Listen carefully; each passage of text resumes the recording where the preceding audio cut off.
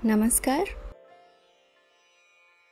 कहानी गोल्ड में आज सुनिए वरिष्ठ लेखिका सुधा आदेश जी की लिखी कहानी मोहपाश।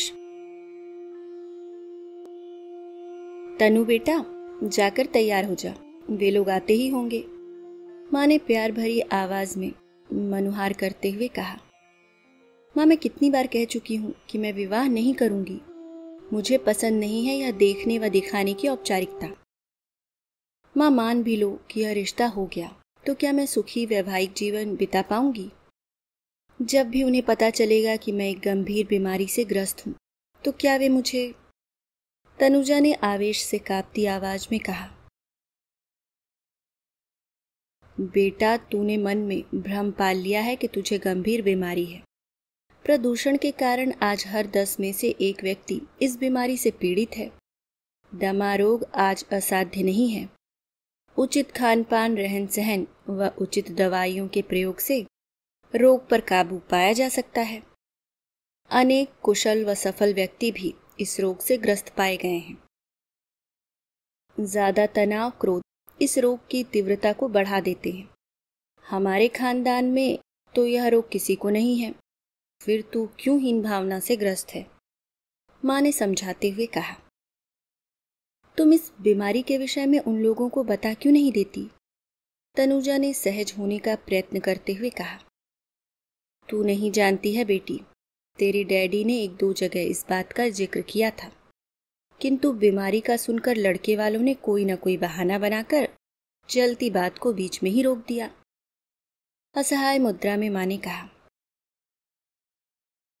लेकिन माँ, यह तो धोखा होगा उनके साथ। बेटा, जीवन में कभी कभी कुछ समझौते करने पड़ते हैं जिन्हें करने का हम प्रयास कर रहे हैं। लंबी सांस लेकर माँ फिर बोली। इतनी बड़ी जिंदगी किसके सहारे काटेगी? जब तक हम लोग हैं तब तक तो ठीक है। भाई कब तक सहारा देंगे? अपने लिए नहीं तो मेरे और अपने डैडी की खातिर हमारे साथ सहयोग कर बेटा। जाकर तैयार हो जा। माँ ने डबडबाई आंखों से कहा। कुछ कहने के लिए तनुजा ने मुंह खोला ही था, किंतु माँ की आंखों में आंसू देखकर होठों से निकलते शब्द होठों पर ही चिपक गए। अनिच्छा से वह तैयार हुई। मन कह रहा था कि किसी को धोखा देना अपराध है। मन की बात मन में ही रह गई। भाई रंजन ने आकर बताया कि वे लोग आ गए हैं। माँ और डैडी स्वागत के लिए दौड़े। 2 घंटे कैसे बीते पता ही नहीं चला। मनुज अत्यंत आकर्षक, हंसमुख व मिलनसार लग ही नहीं रहा था कि हम पहली बार मिल रहे हैं। पहली बार मन में किसी को जीवन साथी के रूप में प्राप्त करने की इच्छा जागृत हुई। वे लोग चले गए, किंतु उसके मन में उथल पुथल मच गई। क्या वे मुझे स्वीकार करेंगे? यदि स्वीकार कर भी लिया तो कच्ची डोर से बंधा बंधन कब तक ठहर पाएगा? 2 दिनों बाद फोन पर रिश्ते को स्वीकार करने की सूचना मिली तो बिना त्योहार के ही घर में त्योहार जैसी खुशियां छा गईं। डैडी बोले, मैं जानता था रिश्ता यहीं तय होगा। कितना भला व सुशील लड़का है मनुज। किंतु तनुजा चाहकर भी खुश नहीं हो पा रही थी। जन्म जन्म के इस रिश्ते में पारदर्शिता अत्यंत आवश्यक है। सोचकर पता प्राप्त कर चुपके से एक पत्र मनुज के नाम लिख डाल दिया और धड़कते दिल से उत्तर की प्रतीक्षा करने लगी। 1 हफ्ता बीता, 2 हफ्ते बीते, यहाँ तक 3रा हफ्ता भी बीत गया। उसके पत्र का कोई उत्तर नहीं आया। मनुज का विशाल व्यक्तित्व खोखला लगने लगा था। स्वप्न धराशायी होने लगे थे। एक दिन वह कॉलेज से लौटी तो दरवाजे की कुंडी में 3-4 पत्रों के साथ एक गुलाबी लिफाफा उसे दिखाई दिया। उसका भविष्य इसी लिफाफे में कैद था। जीवन में खुशियां आने वाली हैं या अंधेरा, एक छोटा सा कागज का टुकड़ा निर्णय कर देगा। वह पत्र खोलकर पढ़ने की हिम्मत नहीं जुटा पा रही थी। माँ आज किटी पार्टी में गई थी, अतः बैग से चाबी निकालकर ताला खोला। कड़कड़ाती ठंड में भी माथे पर पसीने की बूंदें झलक आई थीं। स्वयं को संयत करते हुए पत्र खोला। लिखा था, प्यारी तनु, तुम्हें जीवन साथी के रूप में प्राप्त कर मेरा जीवन धन्य हो जाएगा। तुम बिल्कुल वैसी ही हो जैसी मैंने कल्पना की थी। मन में अचानक अनेक प्रकार के फूल खिल उठे। सावन के बिना ही जीवन में बहार आ गई। चारों ओर सतरंगी रंग छितर कर तन मन को रंगीन बनाने लगे। मैंने भी मनुज के पत्र का उत्तर दे दिया था। 2 महीने के अंदर ही वैदिक मंत्रों के मध्य अग्नि को साक्षी मानकर मेरा मनुज से विवाह हो गया। दुख सुख में जीवन भर साथ निभाने के कस्मे वादों के साथ जीवन के अंतहीन पथ पर चल पड़ी। विदाई के समय माँ का रो रो कर बुरा हाल था। चलते समय मनुज से बोली थी, बेटा, नाजुक सी छुई मुई कली है मेरी बेटी, कोई गलती हो जाए तो छोटा समझकर माफ कर देना। तनुजा की आंखें रो रही थीं, किंतु मन नवीन आकांक्षाओं के साथ नए पथ पर छलांग मारने को आतुर था। कानपुर से फैजाबाद आते समय कार की पीछे की सीट पर बैठे मनुज ने मेरा हाथ अपने हाथ में ले लिया था तथा धीरे धीरे सहला रहे थे, और वह चाहकर भी उनसे नजरों से नजरें मिलाने में स्वयं को असमर्थ पा रही थी। कैसा है यह बंधन, अनजान सफर में अनजान राही के साथ अचानक तन मन का एकाकार हो जाना। प्रेम और अपनत्व नहीं तो और क्या है। ससुराल में उसका खूब स्वागत हुआ। सास सौतेली थी, किंतु उनका स्वभाव अत्यंत मोहक व मृदु लगा। कुछ ने कहा कि कमाऊ बेटा है, इसलिए उसकी बहू का इतना सत्कार कर रही हैं। यह सुनकर सौम्य स्वभाव मृदु भाषिनी सास के चेहरे पर दुख की लकीरें अवश्य आईं, किंतु क्षण भर पश्चात ही वह निर्विकार मूर्ति के सदृश प्रत्येक आए गए व्यक्ति की देखभाल में जुट जाती। ननद स्नेहा भी दिन भर भाभी भाभी कहते हुए उसके आगे पीछे ही घूमती। कभी नाश्ते के लिए आग्रह करती तो कभी खाने के लिए। वही प्रत्येक आने जाने वाले से भी उसका परिचय करवाती। मनुज भी किसी न किसी काम के बहाने कमरे में ही ज्यादा वक्त गुजारते। मित्र कहते, वह तो गया काम से, अभी से यह हाल है तो आगे क्या होगा। मन चाहने लगा था, काश वक्त ठहर जाए और इसी तरह हंसी खुशी से सदा मेरा आंचल भरा रहे। पूरे हफ्ते घूमना फिरना लगा रहा। 2 दिनों पश्चात ऊटी जाने का कार्यक्रम था। देर रात्रि मनुज के अभिन्न मित्र के घर से हम खाना खाकर आए। पता नहीं ठंड लग गई या खाने पीने की अनियमितता के कारण सुबह उठी तो सास बेहद फूलने लगी। क्या बात है, तुम्हारी सास कैसे फूलने लगी? क्या पहले भी ऐसा होता था? मुझे तकलीफ में देखकर हैरान परेशान मनुज ने पूछा। मैंने अपनी बीमारी के बारे में आपको पत्र लिखा था। प्रश्न का समाधान करते हुए मैंने कहा, पत्र? कौन सा पत्र? तुम्हारे पत्र में बीमारी के बारे में तो जिक्र नहीं था। तनुजा को लगा पृथ्वी घूम रही है। क्या इनको मेरा पत्र नहीं मिला? मैं तो इनका पत्र पाकर यही समझती रही कि मेरी कमी के साथ ही इन्होंने मुझे स्वीकारा है। तनाव व चिंता के कारण घबराहट होने लगी थी। पर्स खोलकर दवा ली, लेकिन जानती थी रोग की तीव्रता 2-3 दिन के बाद ही कम होगी। दवा के रूप में प्रयुक्त होने वाला इनहेलर शर्म व झिझक के कारण यह सोचकर नहीं लाई थी कि यदि किसी ने देख लिया और पूछ बैठा तो क्या उत्तर दूंगी। बीमारी को लेकर मनुज ने घर सिर पर उठा लिया। इनका रौद्र रूप देखकर मैं दहल गई थी। आखिर गलती हमारी ओर से हुई थी। बीमारी को छिपाना ही भयंकर सिद्ध हुआ था। मेरा लिखा पत्र डाक एवं तार विभाग की गड़बड़ी के कारण इन तक पहुंच ही नहीं पाया था। बेटा, आजकल के समय में कोई भी रोग असाध्य नहीं है। हम बहू का इलाज करवाएंगे, तुम क्यों चिंता करते हो? मनुज को समझाते हुए ससुर जी ने कहा, पिताजी, मैं इसके साथ नहीं रह सकता। मैंने एक सर्वगुण संपन्न व स्वस्थ जीवन साथी की तलाश की थी, न कि रोगी की। क्या मैं इसकी लाश को जीवन भर ढोता रहूंगा? अभी यह हाल है तो आगे क्या होगा? कड़कती मुद्रा में मनुज ने कहा। पापा, भैया ठीक ही तो कह रहे हैं। स्नेहा मेरी ननद ने भाई का समर्थन करते हुए कहा। तुम चुप रहो, अभी छोटी हो। शादी विवाह कोई बच्चों का खेल नहीं है जो तोड़ दिया जाए। पिता समान ससुर जी ने स्नेहा को डांटते हुए कहा। मैं कल ही अपने काम पर लौट रहा हूँ। कुछ कहने को आतुर अपने पिता को चुप कराते हुए मनुज ने कहा और वह घर से चले गए। मनुज की बातों से व्याकुल सास मेरे पास आई। मेरी आंखों से बहते आंसुओं को अपने आंचल से पोंछते हुए बोली, बेटी घबरा मत, सब ठीक हो जाएगा। बेवकूफ़ लड़का है, इतना भी नहीं समझता कि बीमारी कभी भी किसी को भी हो सकती है। इसकी वजह से विवाह जैसे पवित्र संबंध को तोड़ा नहीं जा सकता। हाँ, इतना अवश्य है कि राजेंद्र भाई साहब को बीमारी के संबंध में छिपाना नहीं चाहिए था। माँ जी, मम्मी पापा ने छिपाया अवश्य था, किंतु मैंने इन्हें सब कुछ सच सच लिख दिया था। इनका पत्र प्राप्त कर मैं समझी थी कि इन्होंने मेरी बीमारी को गंभीरता से नहीं लिया है, वरना मैं विवाह ही नहीं करती। कहते कहते आंचल में मुँह छिपाकर तनुजा रो पड़ी थी। डॉक्टर भी आ गए थे। रोग की तीव्रता को देखकर इंजेक्शन दिया तथा दवा भी लिखी। रोग की तीव्रता कम होने लगी थी, किंतु इनके जाने की बात सुनकर मन अजीब सा हो गया था। सारी शर्म छोड़कर सासू माँ से कहा, मम्मी, क्या ये एक बार, सिर्फ एक बार मुझसे बात नहीं कर सकते? सासू माँ ने मनोज से आग्रह भी किया, किंतु कोई भी परिणाम न निकला।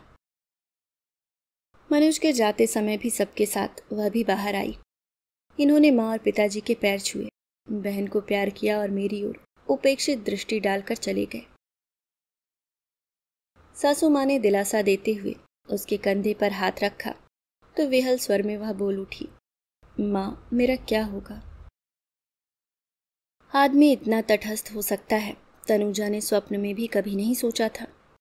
विगत एक हफ्ते में उन्होंने कुछ अंतरंग क्षण व्यतीत किए थे, कुछ सपने बुने थे, सुख दुख में साथ रहने की कस्में खाई थी। क्या वह सब झूठ था? डैडी को पता चला तो वे भी आए। उनके उदास चेहरे को देखकर तनुजा उनसे नजरें भी न मिला सकी। कितने प्रयत्न, कितनी खुशी से संबंध तय किया था, क्या सिर्फ एक हफ्ते के लिए? दिवाकर जी, आप मनोज को समझा कर देखिए, यह रोग भयंकर रोग तो नहीं है। मैं सच कहता हूँ, हमारे यहाँ न मेरी तरफ और न ही इसकी माँ की तरफ किसी को यह रोग है, अतः यदि प्रयास किया जाए तो ठीक हो सकता है। गिड़गिड़ाते हुए डैडी ने कहा, भाई साहब, अपनी तरफ से मैं तो पूर्ण प्रयास करूंगा, पर नई पीढ़ी को तो आप जानते ही हैं, यह सदा अपने ही मन की करती है। मेरे ससुर जी ने डैडी को दिलासा देते हुए कहा। तनुजा डैडी के साथ अपने घर वापस लौट आई। इस तरह एक हफ्ते में सारे सुख दुख उसके आंचल में आ गिरे थे। इस जीवन का क्या होगा, यह प्रश्न बार बार उसके जेहन में उभर रहा था। माँ उसके लौट आने के बाद गुमसुम हो गई थी। डैडी अब देर से घर लौटते थे। शायद कोई भी एक दूसरे से नजरें मिलाने का साहस नहीं कर पा रहा था। तनुजा विश्वविद्यालय की पढ़ाई करना नहीं चाहती थी। 2 बार प्री मेडिकल परीक्षा में असफल होने के पश्चात एक बार फिर प्री मेडिकल परीक्षा में सम्मिलित होने का उसने अपना निर्णय सुनाया तो सभी ने उसके इस निर्णय का स्वागत किया। परीक्षा का फॉर्म भरते समय नाम के आगे कुमारी शब्द देखकर मम्मी व डैडी बिगड़ उठे, किंतु भाई रंजन ने मेरे समर्थन में आवाज उठाई। बोले, ठीक ही तो है, जो संबंध अब रहा ही नहीं उसे लाश की तरह उठाए, आखिर यह कब तक फिरेगी? 1 महीने पश्चात मनोज ने अपने वकील के माध्यम से तलाक के लिए नोटिस भिजवा दिया। माँ पिताजी ने हस्ताक्षर करने से मना किया, किंतु उसने दृढ़ स्वर में कहा, पति पत्नी का संबंध मन व आत्मा से होता है। यदि मन ही एकाकार नहीं हुए तो टूटी डोर में गांठ बांधने से क्या फायदा? कहते हुए उसने कागज पर हस्ताक्षर कर दिए। तनुजा के जीवन में अब न कोई उमंग थी और न ही तरंग। किसी पर भार बनकर रहना नहीं चाहती थी, अतः प्री मेडिकल में सफल होना उसका प्रथम और अंतिम ध्येय बन गया था। समय कम था, मन को पढ़ाई में एकाग्र किया। परीक्षा हुई और परिणाम निकला। सफल प्रतियोगियों में मैं अपना नाम देखकर खुशी से झूम उठी। वह खुश होती भी क्यों नहीं, मम्मी डैडी के उदास चेहरों पर एक बार फिर खुशी झलकने लगी थी और उसे उसकी मंजिल मिल गई थी।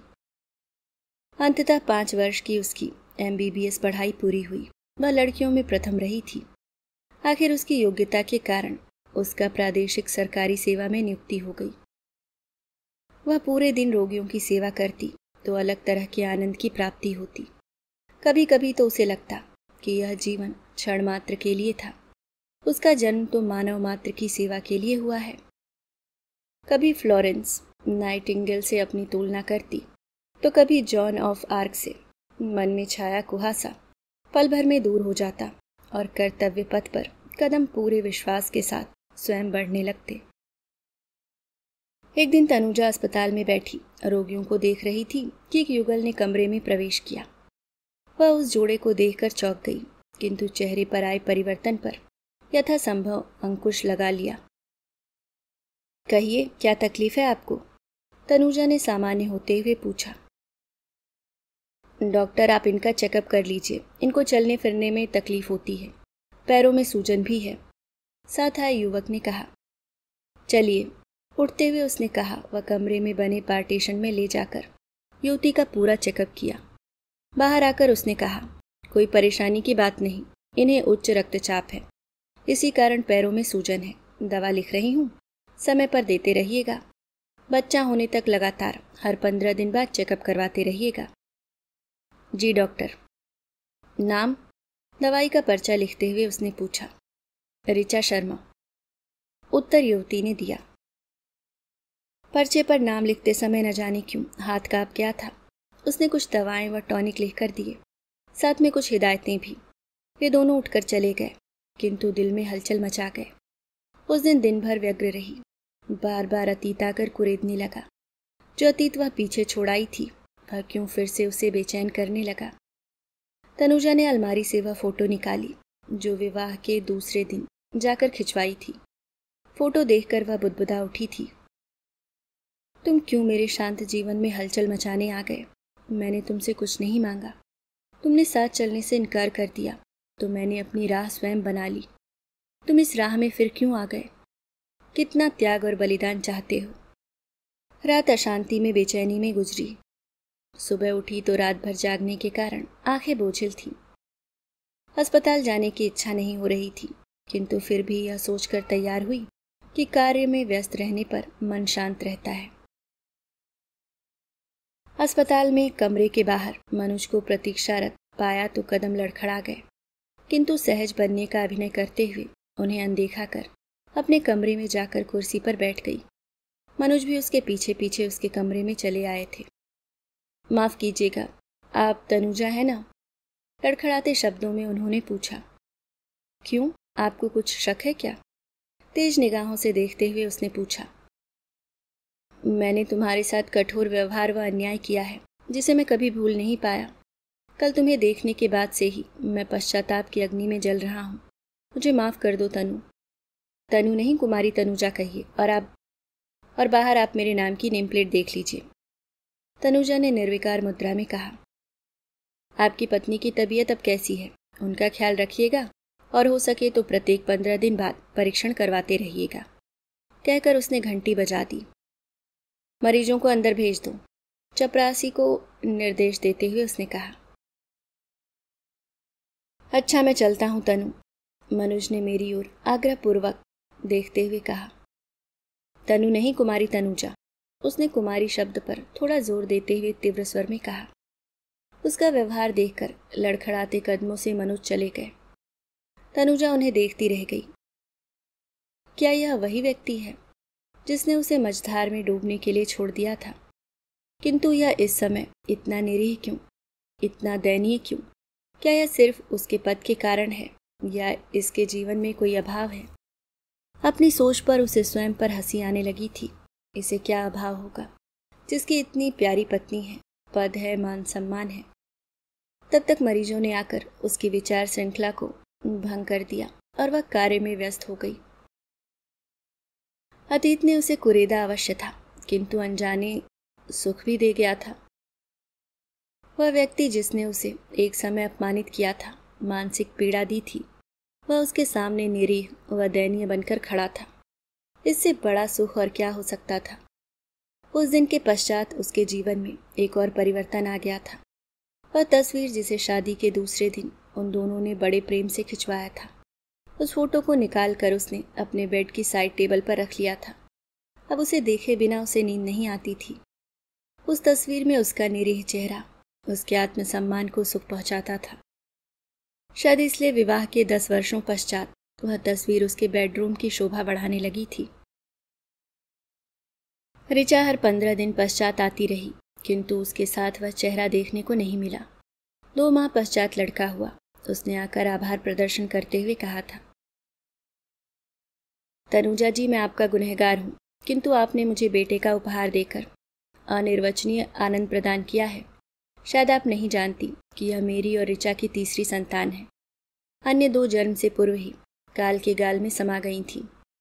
मनुज चला गया, किंतु अपने हृदय में सुलगते दावा नल को मेरे सामने प्रकट कर गया। शायद वह अपनी पूर्व 2 संतानों की असमय मौत का कारण उसके साथ पूर्व में किए अपने गलत व्यवहार को समझ बैठा था। तभी वह उसके सामने स्वयं को इतना निरीह व कातर महसूस कर रहा था। कुछ दिन पश्चात ही उसका वहां से स्थानांतरण हो गया। अतीत से संबंध कट गया, किंतु कभी कभी उसका दिल अपने ही हाथों से मात खा जाता था। तब तड़प उठती थी तथा सोचती कि क्या मेरे जीवन में यही एकाकीपन लिखा है। मम्मी पापा का देहांत हो गया था। भाई अपनी घर गृहस्थी में व्यस्त था। कितने वर्ष यूं ही बीत गए। अपने को बेसहारा पाकर उसने एक अनाथ बेसहारा लड़की को गोद ले लिया ताकि वह जीवन की शून्यता को भर सके। लड़की पढ़ने में तेज थी। वह भी उसके नक्शे कदम पर चलकर डॉक्टरी का प्रोफेशन अपनाकर समाज के अनाथ बेसहारा जनों की सेवा करना चाहती है। उस लड़की से उसकी मुलाकात भी फिल्मी स्टाइल में हुई। करीब 5 वर्ष पूर्व वह निमोनिया बीमारी से पीड़ित होकर अस्पताल में भर्ती हुई थी। उसका कोई नहीं था। वह अनाथ आश्रम में रहती थी। उसकी मासूम नीली आंखों में न जाने क्या था कि उसका मन उसे अपनाने को मचल उठा। न जाने कब वह उसकी धड़कन बनती गई। अंततः वह उसे घर ले आई। पिछले वर्ष ही मेडिकल की प्रतियोगी परीक्षा में उसका चयन हुआ था और पढ़ाई के लिए उसे इलाहाबाद जाना पड़ा और वह फिर एक बार अकेली हो गई थी। जीवन उसके साथ आंख मिचौली खेल रहा था। सुख दुख एक ही सिक्के के 2 पहलू हो चले थे। एक दिन अपने कमरे में बैठी अपने संस्मरण लिख रही थी कि नौकर ने आकर बताया कि एक आदमी आपसे मिलना चाहता है।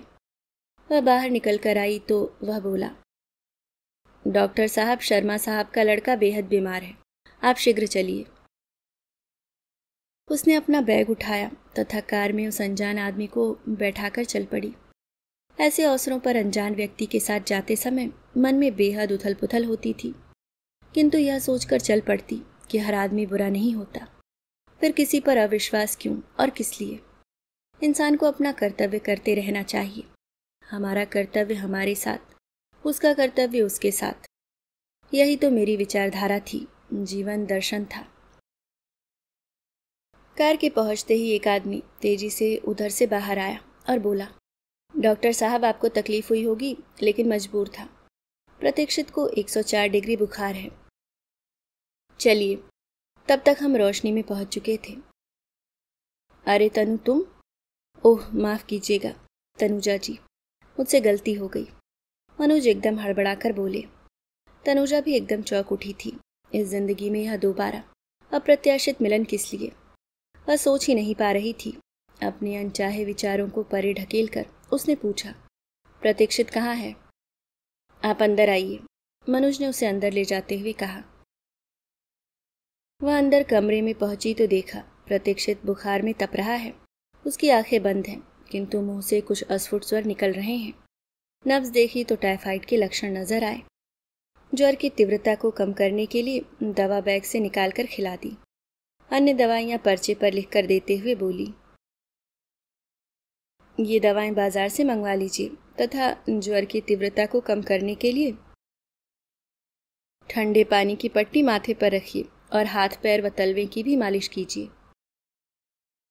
मनोज प्रतीक्षित के हाथों को अपनी गोद में लेकर सहलाने लगे तथा चिंतित व घबराए स्वर में बोले, डॉक्टर साहब, मेरा प्रतीक्षित बच जाएगा ना? यही मेरा जीवन है, मेरे जीवन की एकमात्र पूंजी। लगभग 1 घंटे पश्चात बंद पलकों में हलचल हुई तथा होठ बुदबुदा उठे। पानी। मनोज ने तत्काल उठकर उसके मुंह में चम्मच से पानी डाला। दवा के असर के कारण वह पानी पीकर फिर सो गया। अच्छा, मुझे इजाजत दीजिए, आवश्यकता पड़ने पर बुला लीजिएगा। घड़ी पर निगाह डालते हुए मैंने कहा। चलिए, मैं आपको छोड़ आता हूँ, मनोज ने मेरा बैग उठाते हुए कहा। नहीं, मुझे अकेले चलने की आदत है, मैं चली जाऊंगी, तनुजा ने कहा और वह उसे निशब्द छोड़कर चली आई। रात भर वह बेचैन रही।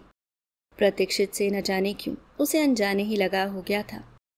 वह जितना ही उसकी भोली व मासूम सूरत से भागने का प्रयास करती, वह उतनी ही और करीब आती जाती। ऋचा नजर नहीं आ रही थी, लेकिन पूछने का साहस भी नहीं कर पाई। सुबह अस्पताल जाने के लिए गाड़ी स्टार्ट की तो न जाने कैसे स्टीयरिंग मनुज के घर की ओर मुड़ गया। जब वहां जाकर कार खड़ी हुई तब होश आया कि अनजाने में वह कहां से कहां आ गई है। यह कैसी दिल की स्थिति थी, वह स्वयं भी नहीं जान पा रही थी। दिल पर अंकुश रखकर गाड़ी बैक करने ही वाली थी कि नौकर दौड़ा दौड़ा आया तथा बोला, डॉक्टर साहब, आपकी कृपा से प्रतीक्षित भैया होश में आ गए हैं। साहब आपको ही याद कर रहे हैं। न चाहते हुए भी उसे उतरना पड़ा। उसे वहां उपस्थित देखकर मनुज आश्चर्यचकित रह गए। उन्हें एकाएक विश्वास ही नहीं हो रहा था कि वह बिना बुलाए उनके बेटे का हालचाल पूछने आएगी। प्रतीक्षित कैसा है? कल उसके ज्वर की तीव्रता देखकर मैं भी घबरा गई थी, अतः उसे देखने चली आई। मनुज के चेहरे पर अंकित प्रश्नों को नजरअंदाज करते हुए उसने कहा। मनुज ने प्रतीक्षित से उसका परिचय करवाया तो वह बोला, डॉक्टर आंटी, मैं ठीक हो जाऊंगा ना तो खूब पढ़ूंगा और आपकी तरह ही डॉक्टर बनूंगा। फिर आपकी तरह ही सफ़ेद कोट पहनकर स्टेथोस्कोप लगाकर बीमार व्यक्तियों को देखूंगा। अच्छा बेटा, पहले ठीक हो जाओ, अभी ज़्यादा खेलना कूदना मत, आराम करना, समय पर दवा खाना, ठीक से खाना खाना, वरना ताकत नहीं आएगी। अच्छा, मैं चलती हूँ। आंटी, आप फिर आइएगा, आपको देखे बिना मुझे नींद ही नहीं आती है। बड़ा शैतान हो गया है, बार बार आपको तंग करता रहता है, मनुज ने खिसियानी आवाज में कहा। कोई बात नहीं, बच्चा है, उसने कहा, पर अप्रत्यक्ष में मन कह उठा, तुमसे तो कम है, तुमने तो जीवन भर का दंश दे दिया है। तनुजा जानती थी कि उसका वहां बार बार जाना उचित नहीं है, कहीं मनुज कोई गलत अर्थ न लगा ले। मनुज की आंखों में उसे अपने लिए चाह उभरती नजर आई थी, किंतु वह तटस्थ बनी रही। प्रतीक्षित के ठीक होने पर उसने जाना बंद कर दिया। वैसे भी प्रतीक्षित के साथ उसका रिश्ता ही क्या था, सिर्फ एक डॉक्टर और मरीज का ही ना। जब बीमारी ही नहीं रही तो डॉक्टर का क्या औचित्य। एक दिन शाम को टीवी पर अपनी मनपसंद पिक्चर परिणीता देख रही थी। नायिका की पीड़ा मानो मेरी अपनी पीड़ा हो। पुरानी भावुक कर देने वाली पिक्चरों से उसे लगाव था। जब फुर्सत मिलती वह देख लिया करती थी। तभी नौकर ने आकर उसे सूचना दी कि कोई आया है। मरीजों का चेकअप करने वाले कमरे में बैठने का निर्देश देकर वह गई। सामने मनुज और प्रतीक्षित को बैठा देखकर वह चौंक गई। कैसे हो बेटा, अब तो स्कूल जाना शुरू कर दिया होगा, उसने स्वर को यथासंभव मुलायम बनाते हुए कहा। हाँ, स्कूल तो जाना प्रारंभ कर दिया है, किंतु आपसे मिलने की बहुत इच्छा कर रही थी, इसलिए जिद करके डैडी के साथ आ गया। आप क्यों नहीं आती डॉक्टर आंटी अब हमारे घर? प्रतीक्षित ने मासूमियत से कहा। बेटा, तुम्हारे जैसे और भी कई बीमार बच्चों की देखभाल में समय ही नहीं मिल पाता है। यदि आप नहीं आ सकती तो क्या मैं शाम को या छुट्टी के दिन आपके घर मिलने आ सकता हूँ? हाँ, क्यों नहीं। उत्तर तो दे दिया था, किंतु क्या मनुज पसंद करेंगे? घर में भी सदैव आपकी बात करता रहता है, डॉक्टर आंटी ऐसी हैं, डॉक्टर आंटी वैसी हैं। फिर थोड़ा रुककर मनुज बोले, आपने मेरे पुत्र को जीवन दान देकर मुझे ऋणी बना दिया है। मैं आपका एहसान जिंदगी भर नहीं भूलूंगा। वह तो मेरा कर्तव्य था। मेरे मुख से संक्षिप्त उत्तर सुनकर मनुज कुछ और कहने का साहस न जुटा सके, जबकि लग रहा था कि वे कुछ कहने आए हैं और वह चाहकर भी ऋचा के बारे में न पूछ सकी। प्रतीक्षित इतने दिन बीमार रहा, वह क्यों नहीं आई? क्यों उसने अपने बच्चे की खबर नहीं ली? उस दिन के पश्चात प्रतीक्षित लगभग रोज ही उसके पास आने लगा। उसका काफी समय उसके साथ बीतने लगा। एक दिन बातों बातों में मैंने उसकी माँ के बारे में पूछा तो वह बोला, डॉक्टर आंटी, माँ याद तो नहीं है, सिर्फ तस्वीर देखी है, लेकिन डैडी कहते हैं कि जब मैं 3 साल का था तभी माँ भगवान के पास चली गई थी। मन हाहाकार कर उठा था। एक को तो उसने स्वयं ठुकरा दिया और दूसरी स्वयं उसे छोड़कर चली गई। प्रकृति ने उसे उसके अमानवीय व अमानुषिक कृत्य के लिए दंड दे ही दिया था। अब उसे भी प्रतीक्षित के आने की प्रतीक्षा रहती। उसकी स्मरण शक्ति व बुद्धि काफी तीव्र थी। वह जो उसे एक बार बता देती वह भूलता नहीं था। किसी भी नई चीज, नई वस्तु को देखकर उसके उपयोग के बारे में बाल सुलभ जिज्ञासा से पूछता तथा वह भी यथासंभव उसके प्रश्नों का समाधान करती। स्कूल में विज्ञान प्रदर्शनी थी। उसकी सहायता से प्रतीक्षित ने मॉडल बनाया। मॉडल देखकर वह अत्यंत प्रसन्न था। प्रदर्शनी के पश्चात वह सीधा मेरे घर आया। उस दिन मेरी तबीयत कुछ ठीक नहीं थी। वह अपने शयन कक्ष में लेटी आराम कर रही थी। वह दौड़ता हुआ आया तथा खुशी से चिल्लाता हुआ बोला, डॉक्टर आंटी आप कहाँ हो? देखो मुझे प्रथम पुरस्कार मिला। और आंटी गवर्नर ने हमारी प्रदर्शनी का उद्घाटन किया था और उन्होंने ही पुरस्कार भी दिया। आंटी उनके साथ मेरी फोटो भी खींची है। उन्होंने मेरी बहुत प्रशंसा की। बधाई बेटा, ऐसे ही आपको पुरस्कार मिलते रहें। उसने लेटे लेटे कहा। आंटी आप आज इस समय लेटे क्यों हो? क्या आपकी तबीयत खराब है? उसने पलंग पर बैठते हुए उसकी ओर देखते हुए अचानक कहा। लगता है थोड़ा बुखार हो गया है, ठीक हो जाएगा। आप सबकी देखभाल करती हैं किंतु अपनी नहीं। तभी उसकी नज़र स्टूल पर रखे फोटो पर गई। फोटो हाथ में उठाकर उसने कहा, आंटी यह तस्वीर तो पापा की है, साथ में आप भी हैं। इसमें आप दोनों यंग लग रहे हैं। यह तस्वीर आपने कबर क्यों खिंचवाई? जिसका मुझे डर था वही हुआ, इसलिए कभी उसे शयन कक्ष में नहीं लाती थी। वह फोटो मेरी अहम संतुष्टि का साधन बनी थी, अतः चाह कर भी उसे अंदर नहीं रख पाई थी। मेरा अब कोई संबंध भी नहीं था मनुष्य से, लेकिन यदि तथ्य को छिपाने का प्रयत्न करती तो वह कभी संतुष्ट न हो पाता तथा कालांतर में मेरी उजली छवि में दाग लग सकता था। अतः न चाहते हुए भी उसे सब कुछ सच सच बताना पड़ा। वस्तु स्थिति जानकर वह उबल पड़ा था। यह डैडी ने अच्छा नहीं किया। मैं यह सोच भी नहीं सकता था कि डैडी ऐसा भी कर सकते हैं। मैं अभी डैडी से जाकर इसका उत्तर मांगता हूँ कि उन्होंने आपके साथ ऐसा क्यों किया। अगर मैं बीमार हो जाऊं तो क्या वे मुझे भी छोड़ देंगे? वह जाने को उद्यत हुआ। उसने उसका हाथ पकड़कर कहा, बेटा मैंने कभी किसी से कुछ नहीं मांगा। जीवन पथ पर जैसे भी चली जा रही हूँ चलने दो। अब जीवन के आखिरी पड़ाव पर मेरी भावनाओं, मेरे विश्वास, मेरे झूठे आत्मसम्मान को ठेस मत पहुँचाना तथा किसी से कुछ न कहना। कहते कहते न चाहते हुए भी प्रतीक्षित के सामने आंखों से आंसू टपक पड़े। मैं किसी से कुछ नहीं कहूँगा माँ, किंतु आपको न्याय दिलाने का प्रयत्न अवश्य करूँगा। दृढ़ निश्चय व दृढ़ कदमों से वह कमरे से बाहर चला गया था, किंतु उसके मुखमंडल से निकला माँ शब्द उसके जाने के पश्चात भी वातावरण में गूंजकर उसकी उपस्थिति का एहसास करा रहा था। कैसा था वह संबोधन, वह आवाज, उसकी सारी चेतना, संपूर्ण अस्तित्व सिर्फ एक शब्द में खो गया था। जिस मोहपाश को वह वर्षों पूर्व तोड़ आई थी, अनायास ही उसमें फंसती जा रही थी। कैसा है यह बंधन, कैसे हैं ये दिल के रिश्ते? अनुत्तरित प्रश्न बार बार उसके अंतःस्थल में प्रहार कर उसे बेचैन करने लगे थे। अभी आप सुन रहे थे वरिष्ठ लेखिका सुधा आदेश जी की लिखी कहानी मोहपाश।